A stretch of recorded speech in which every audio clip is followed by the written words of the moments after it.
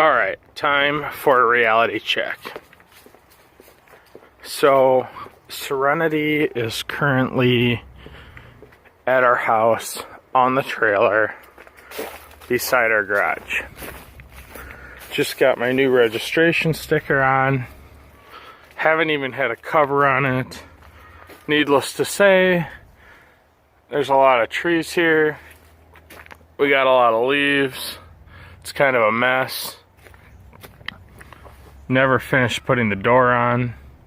And we have an entire pile of sailing stuff in the garage that needs to be sorted out. It's not pretty right now, but this is my garage.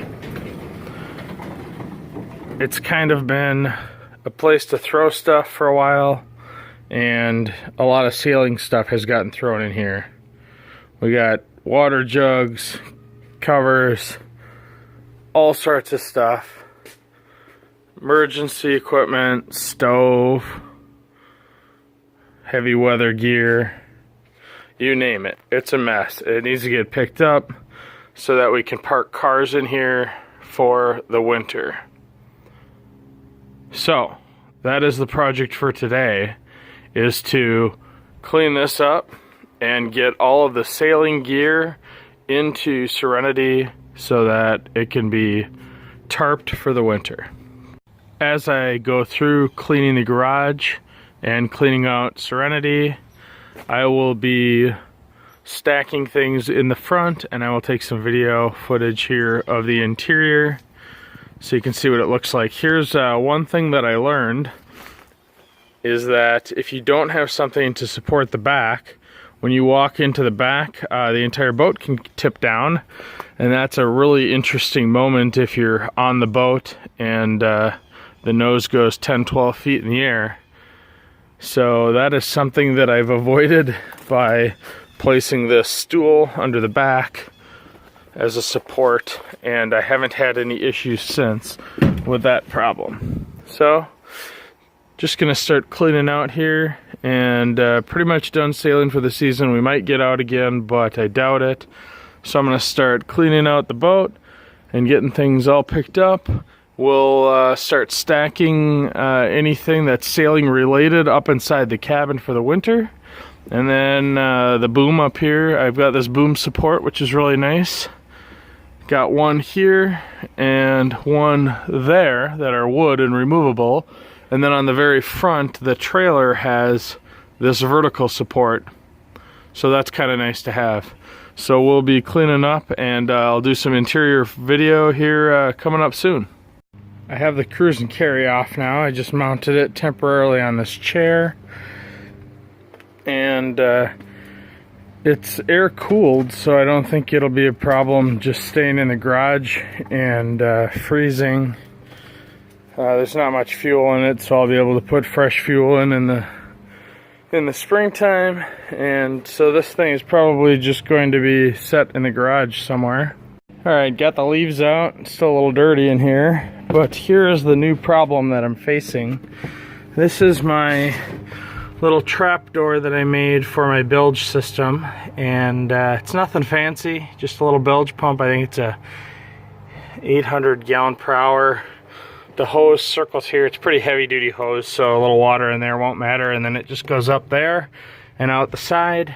I've got the little float switch here, so when the water rises, turns on my pump and then falls back down. The problem is the pump does not get, I've got it mounted as far down as I can, and there's still a little bit of water in the very bottom of the bilge that I can't pump out. So my plan was to get a sponge, and I've been sponging water out. I've been sticking the sponge right here. There's really no good place to put it, but as you can see, there's still about a ½ inch of water right there, and the more I sponge, the more it comes. It's coming from probably over here, out and around. It's probably coming from down here. It's not that much water, but the concern I have is that if it freezes, and it will freeze solid, what kind of damage could it be doing in the bottom of my boat? So I think what I need to do is I need to stick a hose of a shop vac down in here instead of messing around with a sponge. I need to get a shop vac down in there and just really suck it all out.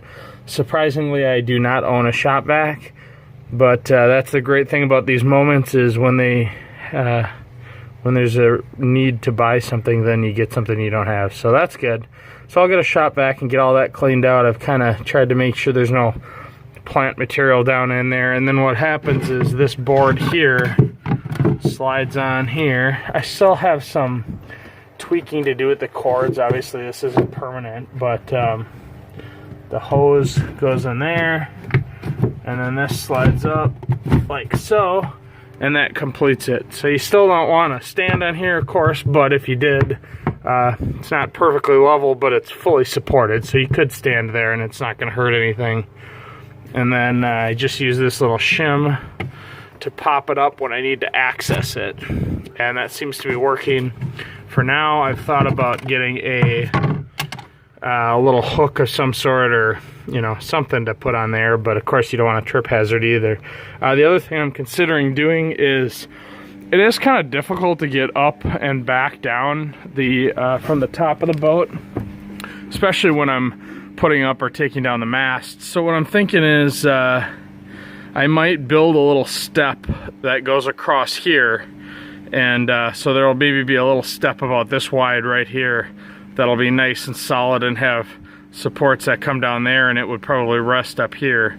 That way when you're walking this way, over there is the hatch, so I can't really have anything over there, but that way over here, instead of stepping on here and then trying to climb up here while you're holding a mast by yourself, I'll have a nice step right here. And that's also good for kids. The kids love to go and sit up here on the bow, and that gives them a good place. Otherwise, they're always climbing around over here, and of course there's stays there, and that's fine, they can hang on to those, but it's not like we have a railing on our boat, so I suppose someday someone will fall off. So this will make it nicer to have a step there, and then maybe something here. This is pretty solid, but you can't really stand on that, so maybe a step and a little toe grab there or something, I don't know, but some way to get up and down easier, and that's my plan there. So we'll have to see what happens. There's my keel.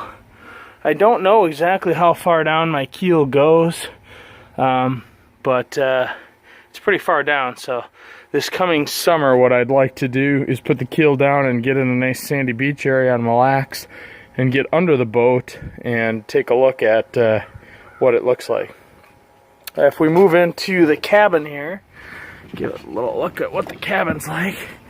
So this is the system here that lowers the keel, and the keel swings here, and then there's kind of a system over here with a pulley. There you can see the pulley, and so what happens is when you pull on this rope, you're actually pulling the pulley and you're using mechanical advantage to raise the keel, and then when you want it to lower, you release the pressure on the pulley, and gravity should pull it down. That doesn't always happen. Sometimes we spin the pulley and take a pull or something and end up pushing the keel down, but we figure out. So this is the interior of the cabin, and just a couple things in here, but it's not so bad, so I can climb in here. The floor is not super great. Oh, we got some water in here. Oh, that's bad. Bummer. That will have to be sucked out. And boy, that's really bad. Maybe I need a drain hole out here. That's not good at all to have water sitting there. I did not know that was happening. So we'll have to put a drain in there. Obviously having the hatch open is the reason why water got in here, so that's something I can fix easy enough, but really don't want. Oh yeah, that's totally soaked.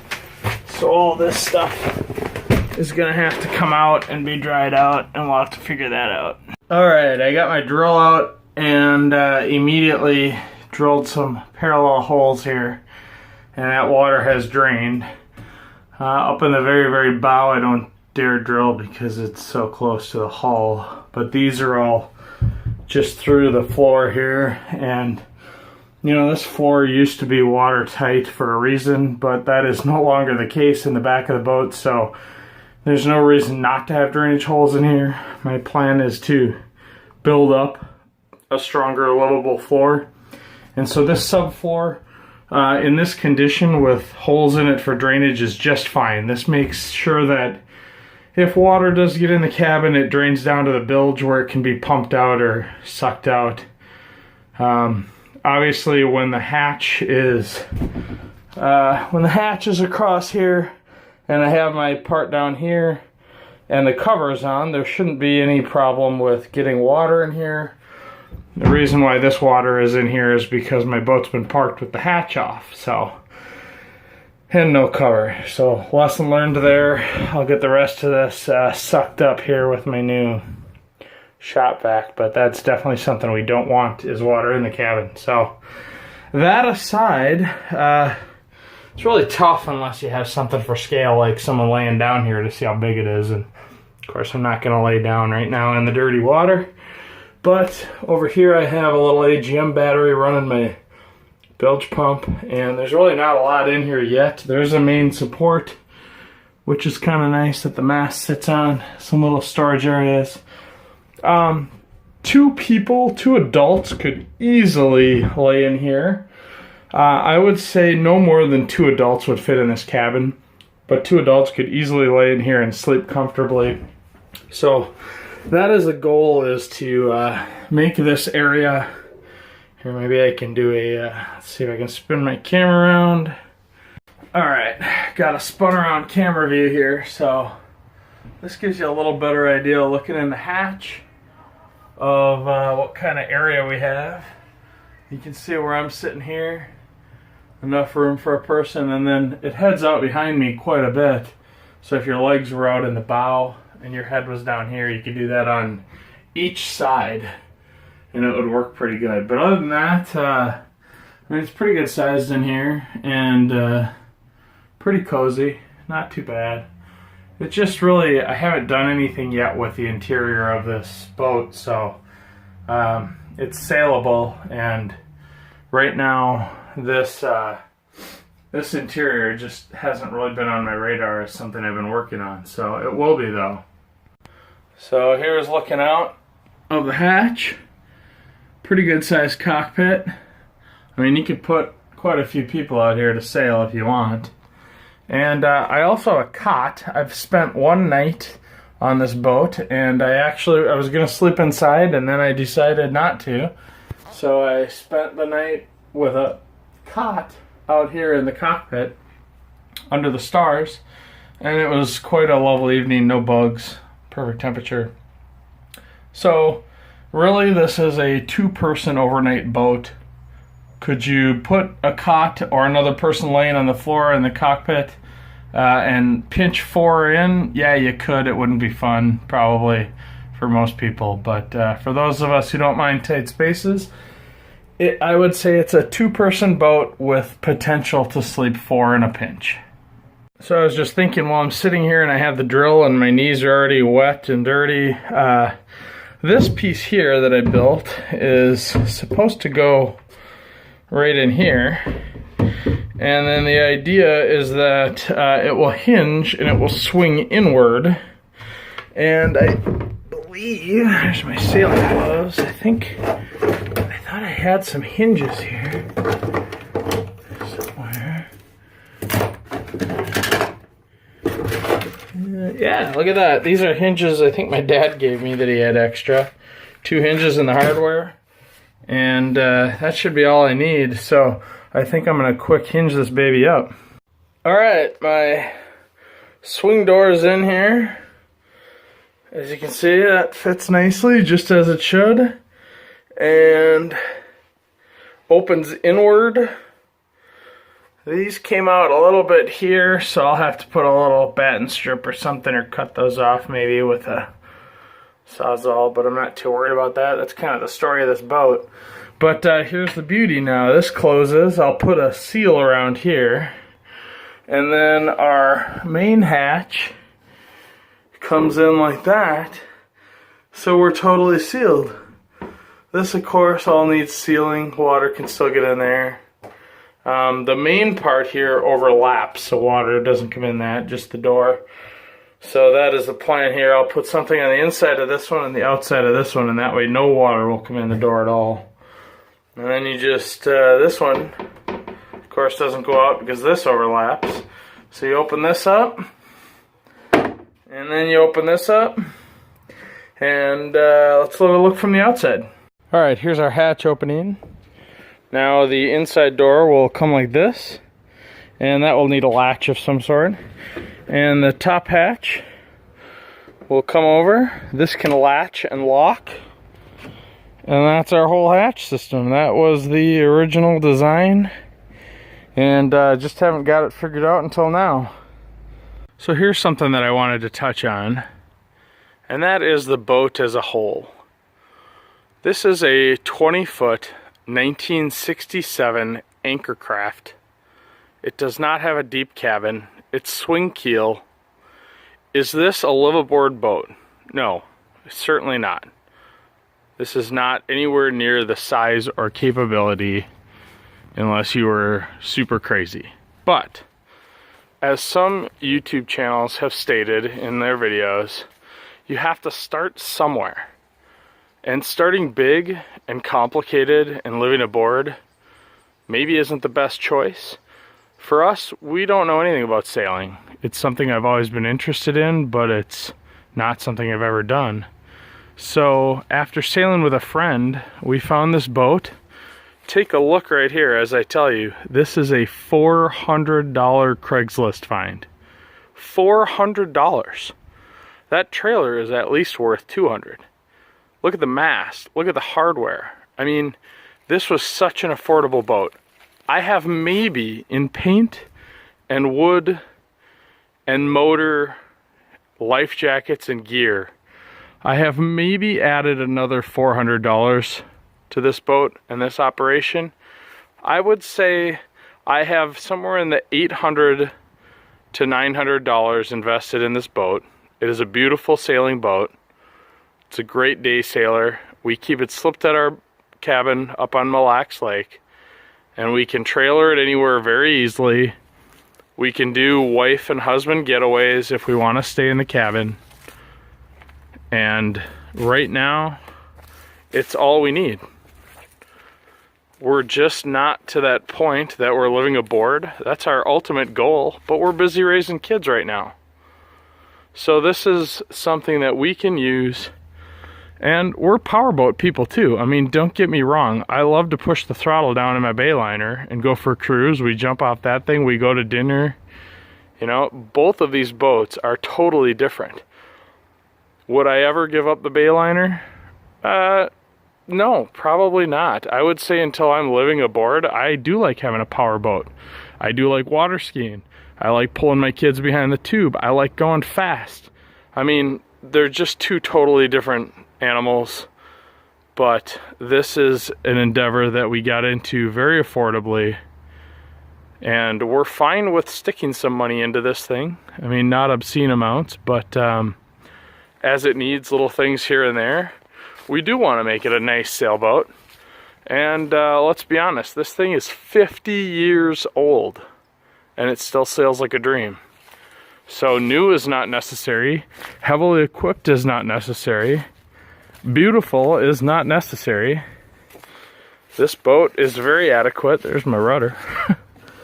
And it's working great. It's working great and we're loving it. It's just what we want right now. Notice anything out of place? So this is my pile of gear, and I was going to systematically store it in the cabin of the boat for the winter, obviously until I get that completely dried out. That's not going to happen. So this stuff, unfortunately for now, is going to go back in the garage, neatly stacked in a pile, and I'm going to be heading off to buy a shop vac to clean the inside, make sure I get that good and dry, and then we'll pack this stuff back in. In the meantime, my sail bag seems to be doubling as a pillow for my sailing mate, Charlie. Well, that's pretty much it for now. Obviously, all my gear will get stored inside, and we'll just throw a tarp up and over the mast just as it sits. And this will be the winter resting place for Serenity. The bayliner was fully winterized yesterday at my favorite boat mechanic shop. I just need to pull the battery out of it.